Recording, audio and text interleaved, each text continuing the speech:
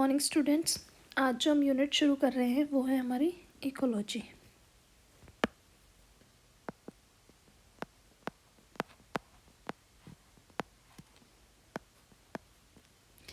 यानी कि इको का मतलब क्या होता है। सबसे पहले हम देखेंगे इको का मतलब होता है होम और लॉजी का मतलब होता है स्टडी। यानी कि हम कह सकते हैं कि ecology is the study of our own surrounding. यानी कि it includes all the study of interactions between biotic और बायोटिक के अंदर हमारे क्या आ जाएंगे, लिविंग ऑर्गेनिज्म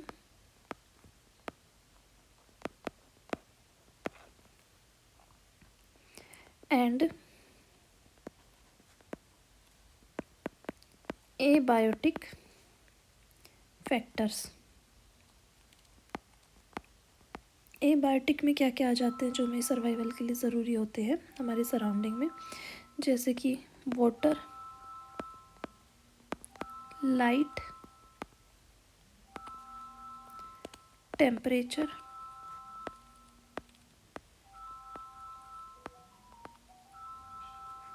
एंड सॉइल। तो इसके अंदर आपको ये सारे एग्जाम्पल्स याद रखने हैं। हमारे फादर ऑफ इकोलॉजी की अगर हम बात करें तो फादर ऑफ इकोलॉजी हम किसे कहते हैं?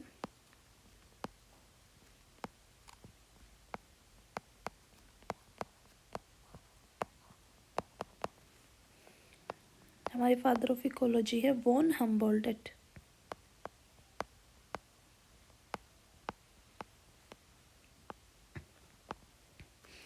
अगर हम फादर ऑफ इकोसिस्टम इकोलॉजी की बात करेंगे, यहाँ मैं लिख देती हूँ फादर ऑफ इकोसिस्टम इकोलॉजी, तो वो है हमारी ईपी ऑडम। और फादर ऑफ इंडियन इकोलॉजी की बात करेंगे तब हमारे आ जाएंगे रामदेव मिश्रा। यानी तीनों आपको याद करने हैं। इंडियन इकोलॉजी की बात हो रही है तो क्या होंगे हमारे Ramdev Mishra.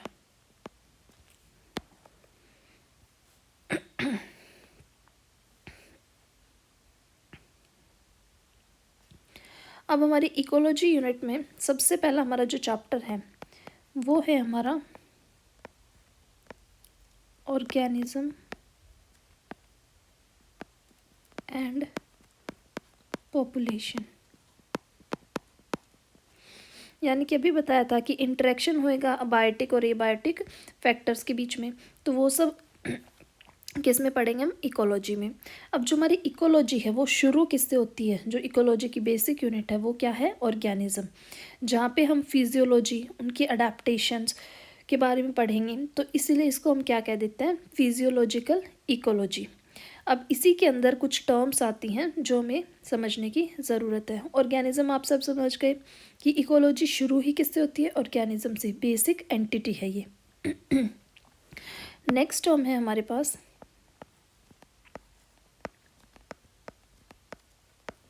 Population.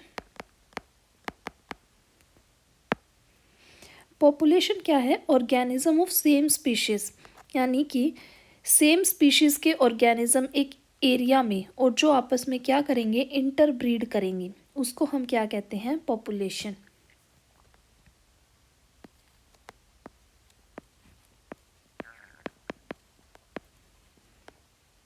Organism of same species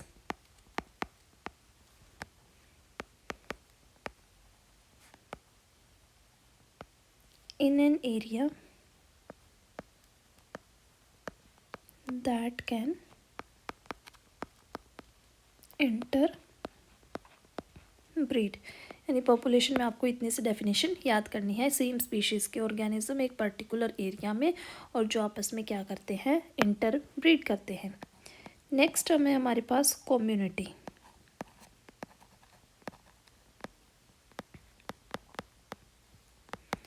community के अंदर हमारे आएंगे सारी की सारी लिविंग स्पीशीज़ एक एरिया के अंदर क्या बनाती है, कम्युनिटी, यानी ऑल बायोटिक फैक्टर्स क्या बनाएंगे, कम्युनिटी। यानी इसको मैं लिख सकती हूँ, all living species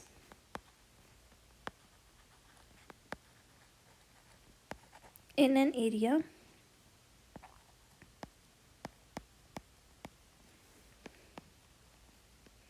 makes a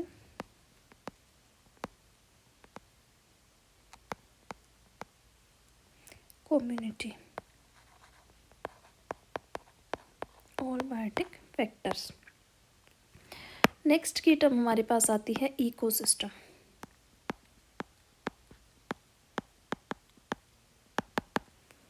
ecosystem क्या है, इकोसिस्टम हमारी फंक्शनल यूनिट है इकोलॉजी की, जहाँ पे बायोटिक और एबायोटिक फैक्टर्स क्या करते हैं, इंटरेक्ट करेंगे। तो सबसे पहले लिख देती हूँ मैं इसके आगे, मैं बहुत शॉर्ट में आपको डेफिनेशंस बता रही हूँ फंक्शनल, और आपको एज इट इज़ बोर्ड में लिखनी है ये जब आएंगी। तो functional unit of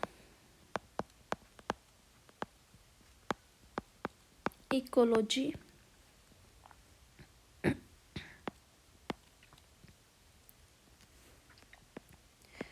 where both biotic and abiotic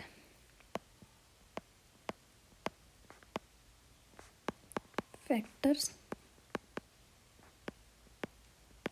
interact। अब इकोसिस्टम से नेक्स्ट टर्म आती है हमारे पास बायो, यानी कि एक लार्ज रीजन जिसका अपना क्लाइमेट होगा उसको हम क्या कह देते हैं, बायोम। जैसे कि आपके फॉरेस्ट हो गए या डेजर्ट हो गया, कि डेजर्ट का अपना एक क्या होता है, क्लाइमेट होता है, तो वो किसके अंदर आ जाएगा, बायोम में।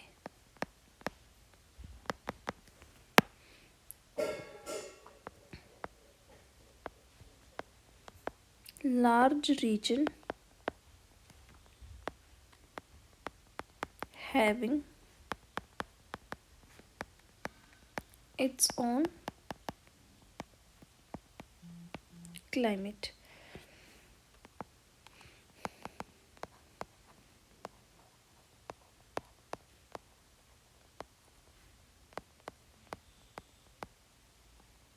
एग्जाम्पल फॉरेस्ट और डेजर्ट।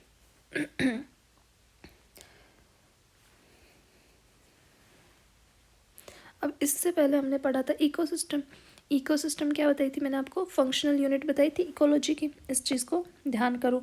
यानी कि अब जो इकोसिस्टम का सम टोटल होगा वो क्या बनाएगा, हमारा बायोस्फीयर। तो नेक्स्ट जो हमारी की टर्म है वो क्या है,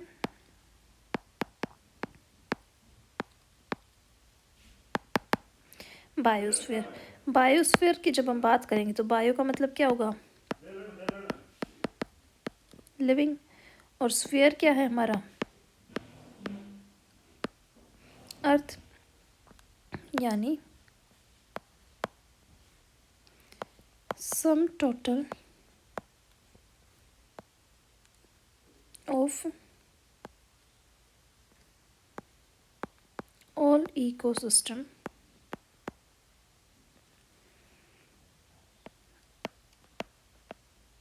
ऑन अर्थ क्या बनाते हैं, आपके बायोस्फीयर। तो ये सारी क्या हो गई आपकी की टर्म्स हैं जो आपको याद करनी है। नेक्स्ट हमारे पास आता है ऑर्गेनिज्म की इंटरेक्शन थी, हमने कहा था ना हम इसमें ऑर्गेनिजम्स की इंटरेक्शंस पढ़ेंगे। तो ऑर्गेनिज्म और उसके इन्वायरमेंट को समझेंगे सबसे पहले, ऑर्गेनिज्म एंड देयर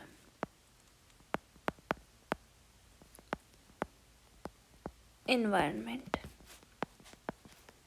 अब इसमें देखना, जैसे कि हमारी अर्थ की रोटेशन सन के अराउंड या अपनी एक्सिस पे, और थोड़ी सी जो हमारी अर्थ टिल्ट हो रखी है जो हम जानते हैं, वो क्या कोज करती है, वेरिएशन कोज करती है टेम्परेचर में और सीजन्स में। जो हमारे विंटर हैं, समर हैं, ये सब किस वजह से हो पाते हैं, स्प्रिंग सीजन है क्योंकि हमारी अर्थ क्या कर रही है, रोटेट कर रही हैं। तो वेरिएशन इन टेम्परेचर और प्रेसिपिटेशन, ये सब किसकी फॉर्मेशन में हेल्प करते हैं? अलग अलग तरह के बायोम्स की फॉर्मेशन में हेल्प करते हैं। बायोम्स क्या बताया था अभी आपको? Large region having its own climate, वो एरिया जिसका अपना क्लाइमेट है उसको हम क्या कह रहे थे? बायोम। तो टेम्परेचर में वेरिएशन आया, उसकी वजह से डिफरेंट क्या फॉर्म हुए? बायोम्स फॉर्म हुए। तो इसके अंदर हम क्या कह देंगे?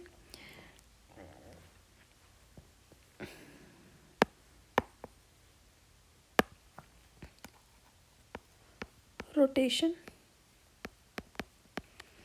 ऑफ अर्थ और टिल्ट की वजह से क्या होता है? वेरिएशन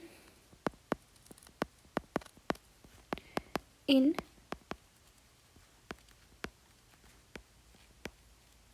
टेम्परेचर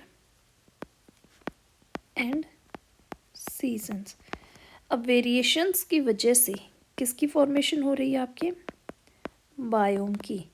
बायोम क्या बताया था? Large area having its own climate.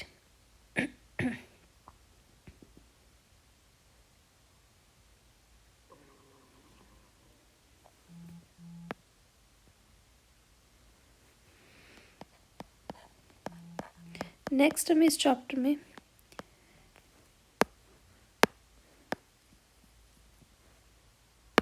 जो टर्म है वो है हमारी नीच। ये इम्पोर्टेंट है, ये आप सबको पता होनी चाहिए। देखो नीच क्या है? नीच एक जगह है जहाँ पे एक ऑर्गेनिज्म रहता है और range of conditions it can tolerate, मतलब वो किस किस कंडीशंस को टॉलरेट कर पाता है एक पर्टिकुलर एरिया में। Diversity of resources it can utilise, कि ये अपने सराउंडिंग में कौन कौन से रिसोर्सेज को यूटिलाइज कर सकता है और एक फंक्शनल रोल प्ले करेगा उस पर्टिकुलर एरिया में। तो वो पर्टिकुलर एरिया उस ऑर्गेनिज्म के लिए क्या हो जाता है? नीच। यानी इसकी अगर हम डेफिनेशन की बात करें तो हम लिख सकते हैं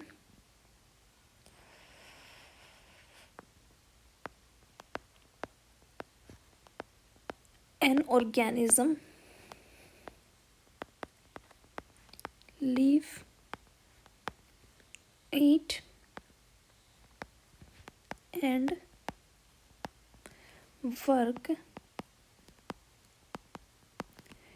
in its comfortable environment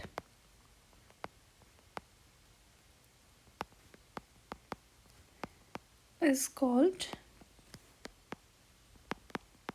niche। अभी मैं सिर्फ आपको इम्पोर्टेंट